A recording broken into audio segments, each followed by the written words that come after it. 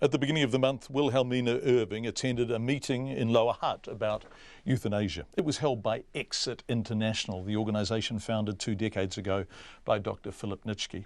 He's a controversial figure, but the meeting was legal and Wilhelmina Irving had no intention of doing anything illegal during it or as a direct result of it. So she was very surprised to receive a knock on the front door of her Karori home.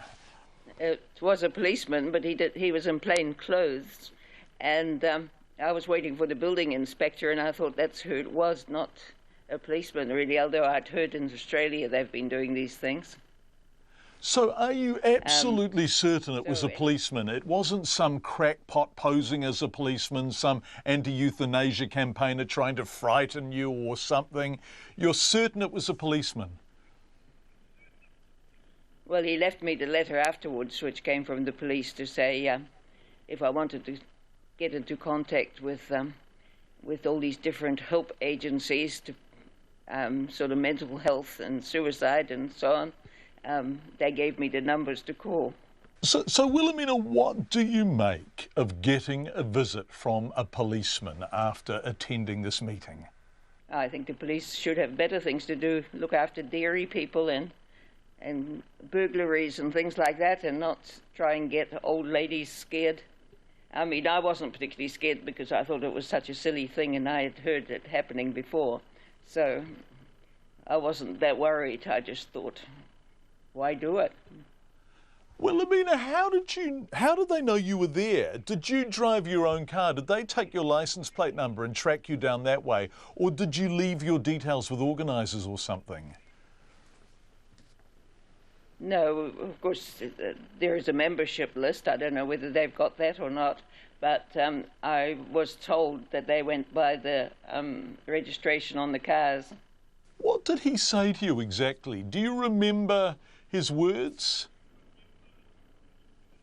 He wanted privacy, and seeing we had 3 builders and somebody else, the electrician or the plumber or someone there, he insisted on talking outside.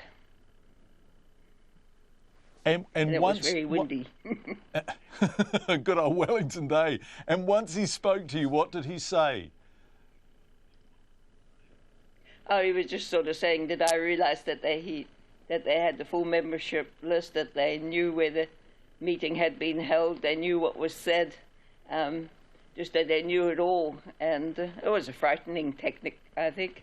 So the issue is, you attended a meeting. The meeting wasn't illegal, your behaviour wasn't illegal, your licence plate number was taken, your address obtained, and a police inspector came to visit you at home. Did he indicate how he felt about doing this? I think he was more embarrassed than anything else, really. You had a sense that his heart wasn't in it? He has to do... Yeah, I think they're told to do what by their bosses, and they don't necessarily believe in it. Told to do it by their bosses, says Wilhelmina. Well, she's not the only person who has been targeted by police recently. Nelson woman Patsy McGrath had 2 police officers turn up on her doorstep with a search warrant to seize her helium balloon kit.